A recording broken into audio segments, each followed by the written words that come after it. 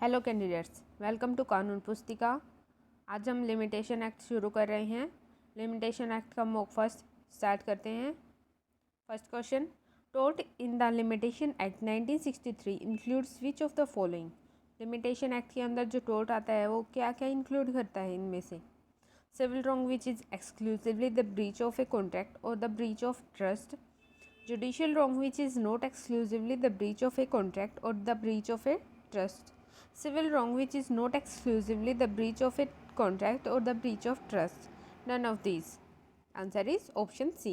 Civil wrong which is not exclusively the breach of a contract or the breach of a trust. Next is, what will be the limitation period for instituting a suit for which no specific period of limitation is provided under Limitation Act 1963?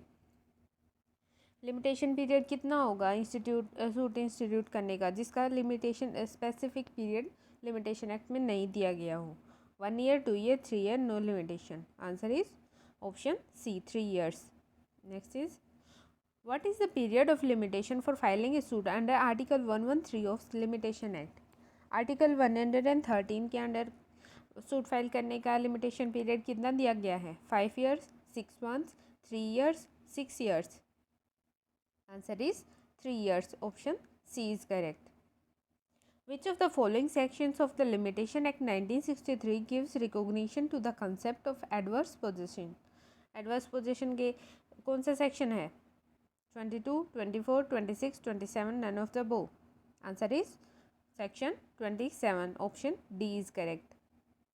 Next है, a suit filed on the day next to the last date of limitation for filing thereof will not be barred by time. कब बार नहीं होगा? अगर last date से next day किया गया हो तो।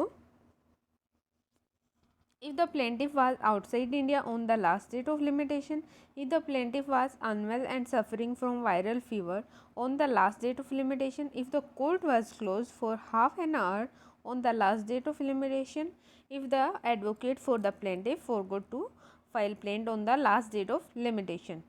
Answer is option C. अगर कोर्ट आधे घंटे के लिए भी बंद होगा तो भी वो लिमिटेशन पीरियड एक दिन बढ़ जाएगा।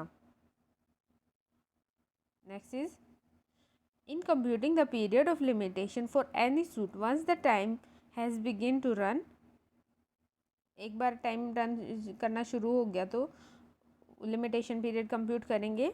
नो सब्सिक्वेंट डिसेबिलिटी और inability to institute a suit stops it. The number of public holidays and court holidays have to exclude. A suit has to be filed to stop the time from running. A writ petition has to be filed to stop the said time for running. क्या बंद किया जा सकता है वो time? फिर कोई चीज़ ऐसी है जो उसमें बीच में उसको पोज कर सके, लिमिटेशन पीरियड बिगिन हो चुका है उसको पोज कर सके या फिर एक्सक्लूड कर सके? Answer is no subsequent disability or inability to institute a suit stops it. Option A is correct. Next is, under which of the following section 13 Limitation Act 1963 covers the rejection of pauper application? pauper की application reject करने की कौन से उसमें दिया गया है? CPC का कौन से सेक्शन में दिया गया है? Order 30 rule 2, order 31 rule 3, order 32 rule 4, order 33 rule 5. Answer is order 33 rule 5 CPC. Option D is correct. Next is, in computing the period of limitation for an appeal, appeal का period of limitation compute करना है। The day on which judgment pronounced shall be included, जिस दिन judgment pronounce की गई है वो include होगा या वो exclude होगा। The day on which judgment pronounced and the time requisite for obtaining copy of the decree shall be excluded.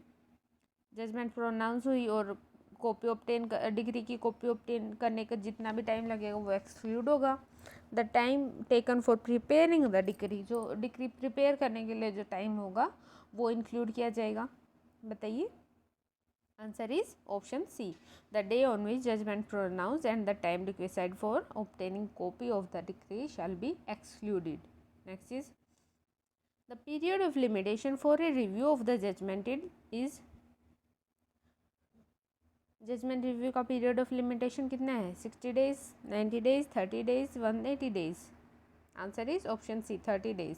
Next is, which is root of the acknowledgement of liability, क्या true है इनमें से liability acknowledge के लिए? Has to be made to the person concerned और creditor, can be made to a person other than the person entitled to the property, can be made after the expiry of the period of limitation, has to be a promise to pay. Answer is option B, can be made to a person other than the person entitled to the property. Next is, what is the limitation for filing a suit for recovery of errors in of rent? Rent में जो arrears होते हैं उसको recover करने के लिए जो suit file करते हैं उसका लिमिटेशन पीरियड कितना होगा? 3 years from the date the arrears become due, 3 years from the date when notice is given, 3 years from the date when the demand for rent is made, none of the above. Answer is option A, जब से वो arrear due हुए हैं तब से 3 years. Next is, the period of limitation for suits relating to immovable property for foreclosure by mortgagee is, कितना होगा period limitation उसके लिए इमूवेबल प्रॉपर्टी के लिए foreclosure? 12 years, 30 years, 1 year, 3 year. Answer is 30 years. Option B is correct. Foreclosure से हम 30 years याद रख सकते हैं. Next is, a law of limitation only bars a remedy but does not extinguish the, बताइए, remedy तो बार करता है लॉ ऑफ लिमिटेशन, लेकिन क्या नहीं छीनता हमसे? Property, right, debt, recovery. Answer is right, option B, अधिकार नहीं छीन सकता अपने.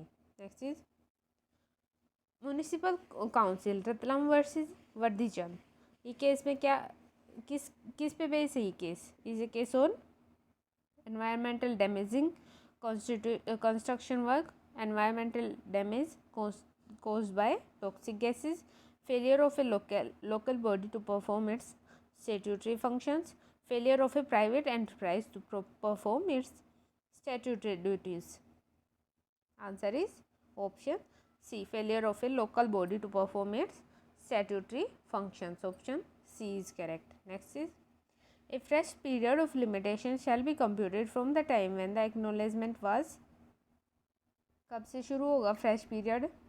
एक्नोलेजमेंट साइन होगी before expiration of prescribed period, signed after expiration of prescribed period, oral agreement before expiration of prescribed period, oral agreement after expiration of prescribed period. Answer is option A, signed before expiration of prescribed period. Next is, which is correct? इनमें से correct बताना कौन सा है? Limitation bars the judicial remedy, limitation extinguishes the right, limitation is a substantive law, limitation bars the extrajudicial remedies. Answer is limitation bars the judicial remedy. Option A is correct. Next is, limitation act came into force on, बताइए कब आया था limitation act, force में कब हुआ था? Answer is option D, 1 January 1964. Next is, period spent in prosecuting the case before the consumer forum can be partially excluded, included, excluded, partially included. Answer is excluded. Option C is correct. Next is, the limitation for filing a suit by surety against the principal debtor would be 3 years from the date on which the amount becomes payable to the creditor, the amount was paid by the surety to the creditor, the refusal by the principal debtor to pay the amount on notice being by the surety, the date of demand by the creditor for payment thereof to the debtor, or the surety, whichever is earlier. Answer is, the amount was paid by the surety to the creditor. Option B is correct.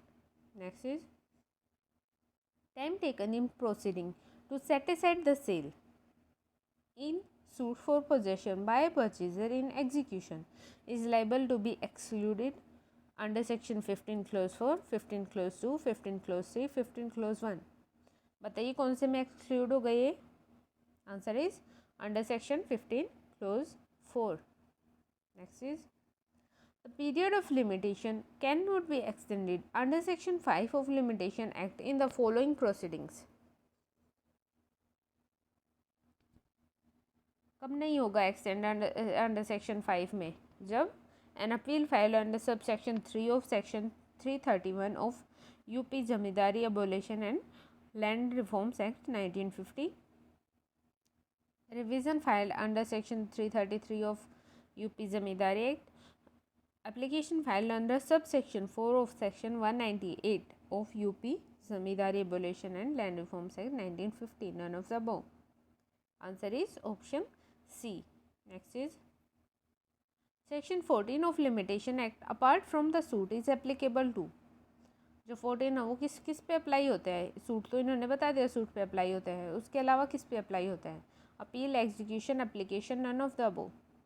Answer is application. Option C is correct. Next is which of the following is not required for a valid acknowledgement? एक valid acknowledgement के लिए require नहीं है बताना है. In writing, writing में होना चाहिए. मेड बिफोर एक्सपायरेशन, जो एक्सपायरेशन पीरियड होता है उससे पहले होना चाहिए. Sign by the person concern, उस पर्सन के द्वारा साइन होना चाहिए, या फिर जो पर्सन है उसकी हैंड राइटिंग में होना चाहिए. Answer is option D. ये ज़रूरी नहीं कि वो उसकी हैंड राइटिंग में हो. Next is subsection 2 to subsection 4 of the present section 12 limitation act refers specifically to which of the following types of proceedings? 12 का सबसेक्शन 2, 3 एंड 4 ये स्पेशली किस टाइप की प्रोसीडिंग्स को रेफर करते हैं? अपील को, application to leave to appeal, application to revision, application to review, application to set aside and award. Answer is all of these. Option D is correct. Next is the period of limitation for setting aside a sale on execution of a decree. Sale को set aside करना है, उसके लिए कितना period of limitation है? 180 days, 90 days, 60 days, 30 days. Answer is 60 days. Option C is correct. Next is Section 5 of Limitation Act 1963 empowers the court to admit a suit after the prescribed period if the plaintiff satisfies the court that he had sufficient cause for not instituting the suit. तो ये assertion दी गई है कि section 5 जो है वो court को empower करता है, उसके अगर सफिशेंट कोज दे देता है तो वो प्रेस्क्राइब्ड पीरियड समाप्त होने के बाद भी सूट फाइल कर सकता है. कोर्ट एडमिट कर लेगा उसके सूट को. रीज़न क्या दिया गया है कि इवन एन अपील में भी एडमिटेड, कि अपील भी एडमिट कर ली जाती है प्रेस्क्राइब्ड पीरियड के बाद अगर हम सूट फाइल करते हैं तो, अगर सफिशेंट कोज दिया गया है तो इसका आंसर क्या होगा बताइए? Answer is option D. A is false and R is true. बताइए क्यों होगा ये? क्योंकि section 5 only appeal and application पे ही लागू होता है. इसमें असर्शन में दे रखा है सूट, इसलिए A is false but R is true. Next is section 6 of limitation act is related to.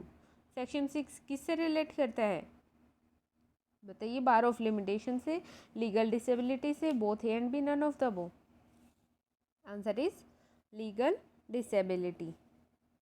Next is an erroneous decision refusing to apply section 12 limitation act can be corrected under which of the following articles of the constitution? बताइए कौन से के under correct होता है? 224, 225, 226, 227.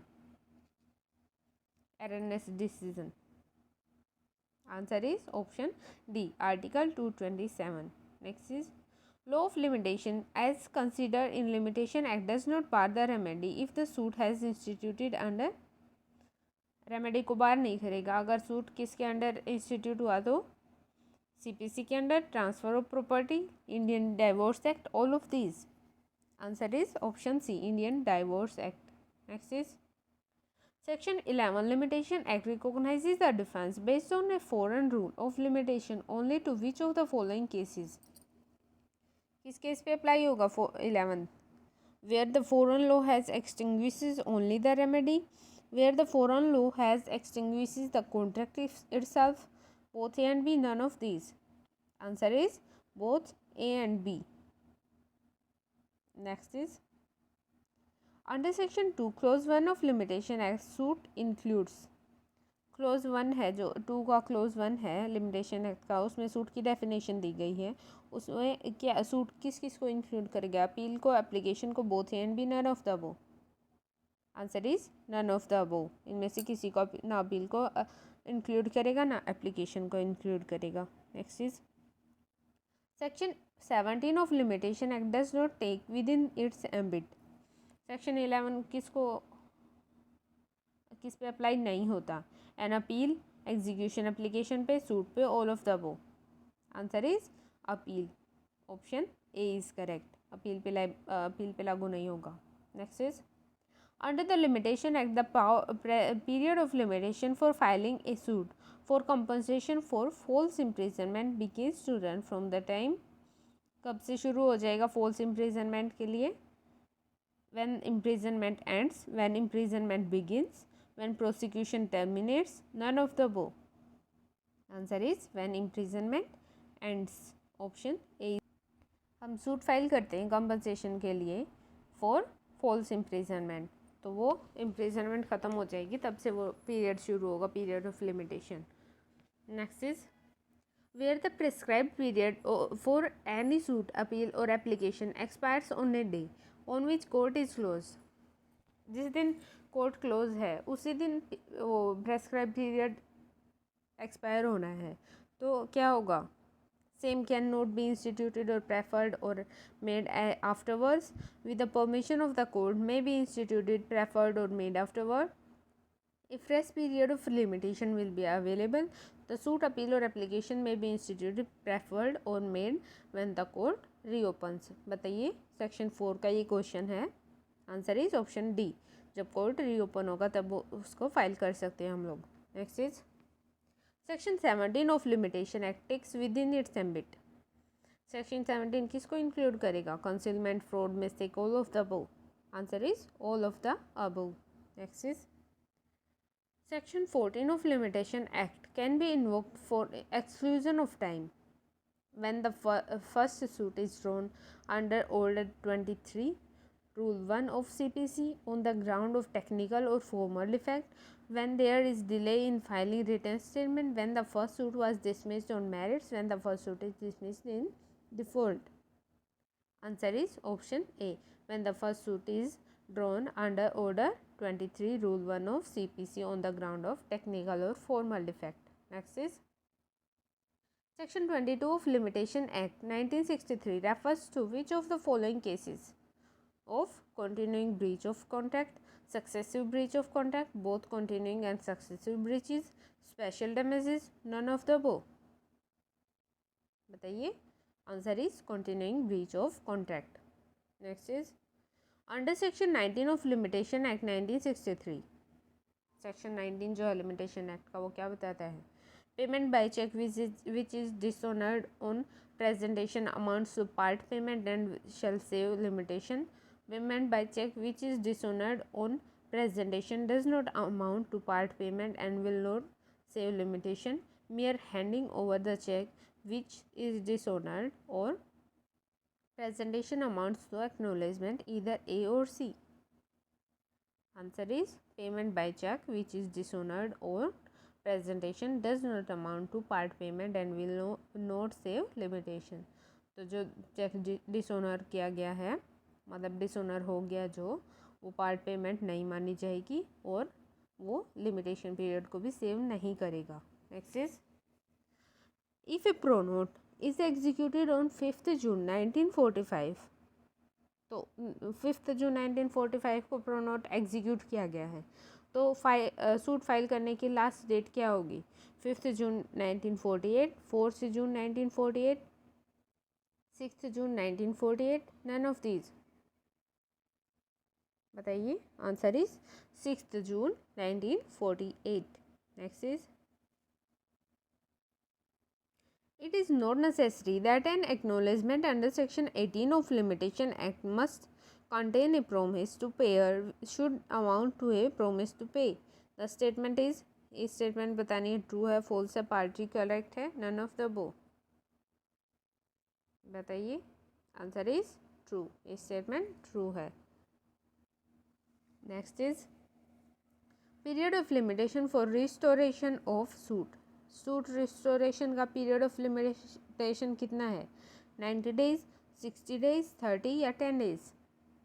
Answer is 30 days, option C is correct. Next is bar of limitation act applies to. Bar of limitation act किस पे apply करता है? Appeal, suit, application, all of these? Answer is all of these. Next is what is the prescribed limitation period for filing a suit for compensation of liable and cylinder? liable and cylinder की limitation period बतानी है। compensation मतलब liable cylinder आपको पता है defamation के cases में होता है, तो उसके लिए compensation का सूट फाइल करना है हमें। उसका पीरियड ऑफ लिमिटेशन कितना होगा? 1 year in both cases, 3 year in both cases, 1 year for libel, 3 year for cylinder, 3 years for libel and 1 year for cylinder? Answer is option A, 1 year in both cases. Which section of Limitation Act provides provision regarding acquisition of easement by perception? बताइए, prescription पे easement by prescription की acquisition करनी है, उसके लिए limitation period जो दे रखा है कौन से सेक्शन में दी गई है इस regarding provision? 21, 23, 25, none of the above. Answer is section 25. Next is in matters of condonation of delay under section 5 of limitation act the government has to be accorded. section 5 में जो condonation of delay दिया गया है उसमें जो government का क्या रहेगा? Treatment similar to a private citizen and no latitude is permissible. Treatment stricter than a private citizen as the government is supposed to act in a more responsible manner. Treatment similar to a private citizen, however citizen certain amount of latitude is not impermissible, either A or B. Answer is option C, treatment similar to a private person. जो private person के साथ treatment होता है under section 5 में, वैसा ही treatment government के साथ भी होगा and certain amount of latitude is, कोई भी उसके साथ डील नहीं बरती जाएगी। Next is the period of limitation for filing a suit for specific performance is. बताइए, स्पेसिफिक परफॉर्मेंस का सूट फाइल करना है उसके लिए कितना लिमिटेशन पीरियड होगा? 2 years, 30 years, 12 years, 3 years? Answer is 3 years, option D is correct. Next is What is the period of limitation for criminal cases in India? Criminal cases का limitation period बताना है। Answer is no limitation period. Criminal cases का कोई limitation period नहीं होता। Next is statement दी गई हैं, दोनों में से बताना है कौन सी करेक्ट है, दोनों करेक्ट हैं यानी इनकरेक्ट हैं। In computing period of limitation for any appeal the day from which such period is to be record shall be included, तो वो डे इंक्लूड होगा। In computing of limitation for an appeal the day on which the judgment complaint of was pronounced, judgment pronounce करी गई है appeal के case में, तो the time requisite, तो उसकी कॉपी डिक्री की कॉपी प्राप्त करने तक का जितना टाइम लगेगा वो एक्सक्लूड होगा। Answer is option B, statement B is correct. Only statement B is correct है, ए करेक्ट नहीं है। तो ये थे आज के लिमिटेशन एक्ट का मॉक फर्स्ट। नेक्स्ट के लिए सब्सक्राइब कीजिए। Thank you.